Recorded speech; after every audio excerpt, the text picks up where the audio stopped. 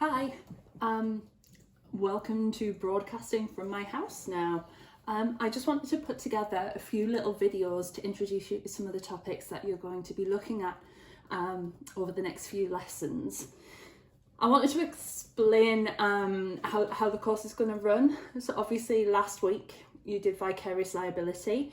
Hopefully you found my summary videos useful, that broke down the topic, and that you've used Lauren's notes to go through and fill in the vicarious liability handout. It is quite a tough topic. It's a very involved, very complex topic where sometimes the judge's decisions have seemed contradictory. So don't feel too worried if some of the decisions have confused you or some of the concepts have confused you. Next year we will recap the material that we're covering during this time, but obviously we're not going to have time to go through everything in lots and lots of detail. So what we decided to do was, rather than go through defences and remedies for tort law, we figured we'd pause with those and move on to criminal law. We're going to do things a little out of sequence, but I think the benefit to that is we're going to do something that's hopefully a bit more interesting, hopefully a bit more straightforward, and hopefully something that you're a bit more familiar with. So we're confident and we understand criminal law. We see a lot of it on the news, and I thought it would be good just to start there. So we're going to start off by looking at the fatal offences and the most serious crimes that we have. And before you go into those, I thought it would just be useful just to do a little quick introduction to some of the core concepts that occur in every crime.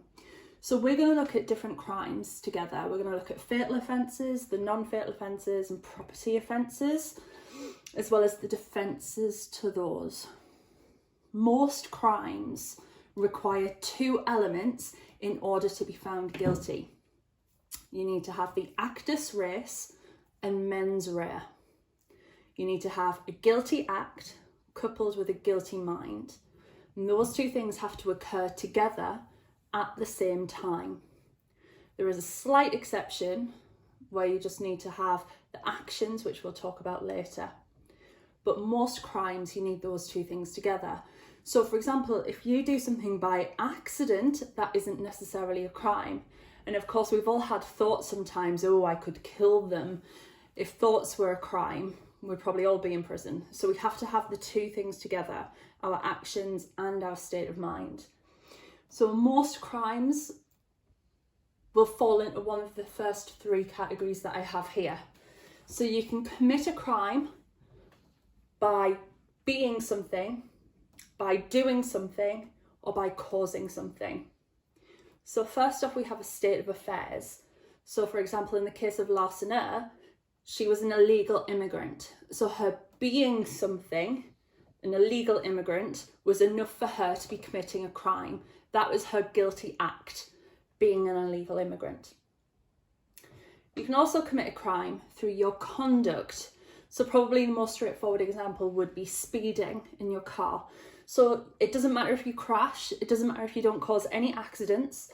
The mere fact that you are driving your car above the speed limit is enough for the guilty act of speeding. So your conduct would be a crime there. And finally, one of the ones that we're going to look at in most detail is consequence crimes, where your actions lead to a consequence. And that's going to be really, really important because, for example, what we're going to see is where different actions or the same action can lead to different consequences, and that's going to lead to a very, very different outcome in the courts. So, for example, if you imagine a fight in Newcastle city centre on a Saturday night, one person pushes the other, they hit their head on the pavement. Now that could lead to two very different consequences and therefore two very, very different crimes. So that person could get an injury, so that will lead to a non-fatal offence against the person, most likely battery or something called ABH, actual bodily harm. It could, however, lead to a different consequence, which we're going to talk about later on. Let's imagine that person has a particularly thin skull, it cracks, they die. That is a very different consequence. And then we're looking at the fatal offences. So we have one action, a punch, a push, that could lead to very, very different consequences. Now, ABH, for example, has a maximum prison sentence of 5 years, where we could be talking about involuntary manslaughter, which has a prison sentence of up to life. So very, very different consequences. The other thing that you need to know about the actus reus is that the prosecution must prove beyond reasonable doubt that that consequence or that conduct or that state of affairs actually caused the prohibited outcome. So, for example, did that person die because of the defendant's actions, or was there some other reason that caused or contributed to their death? Now, you've seen a similar thing with tort law, where you've talked about the rules of causation. Well, those rules are exactly the same for tort and crime. The only difference for you is that you will need to learn different case law. So the prosecution has to prove that your actions, both factually and legally, caused the prohibited outcome. So the prosecution will use the but-for test. So, but for the defendant's actions, would the crime have occurred? So, for example, would that person have died if they weren't stabbed? Probably not. There's a lot more complicated issues though. For example, what if a person is stabbed in a fight, they're making a good recovery in hospital, but the doctor misreads their medical charts, gives them antibiotics they're allergic to, and they die? If we solely use the but-for test, but for the stabbing, would the person have died? No, because they wouldn't have needed those antibiotics. It would be very easy to pin that on the defendant. However, if we look at this legally, has there been any intervening actions that break the chain of causation?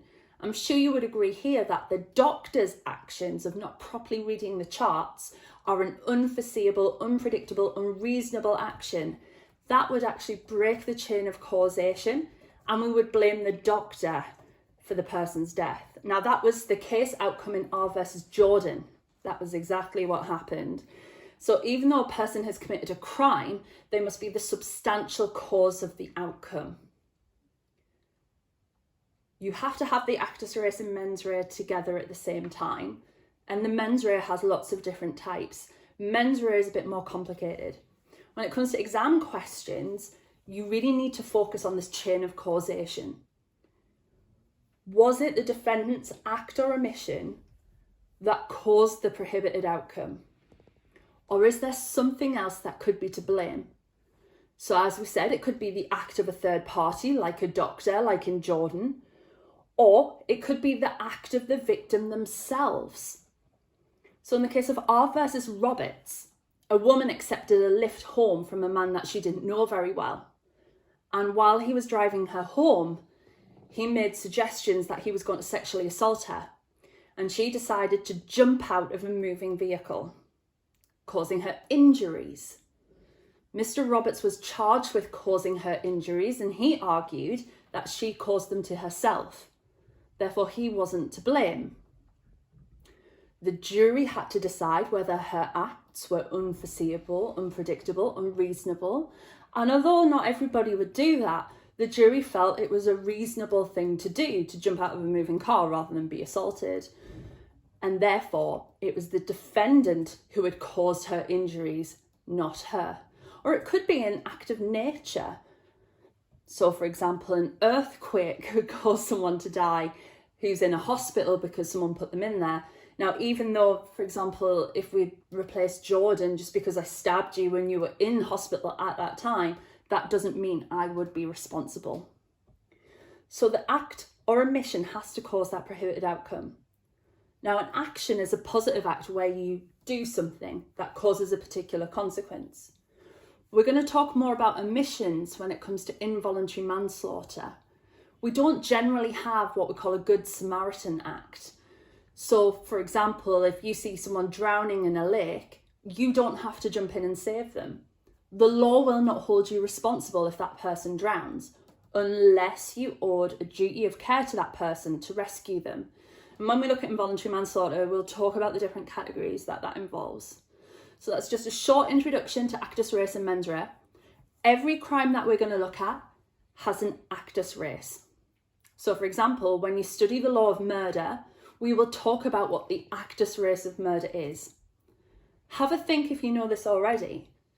Do you know the act that is required that causes the prohibited outcome? What must you actually do to be found guilty of murder? So my next little video, what I want to go through is the mens rea. What are the different types? What are the different levels that you can do? Thanks.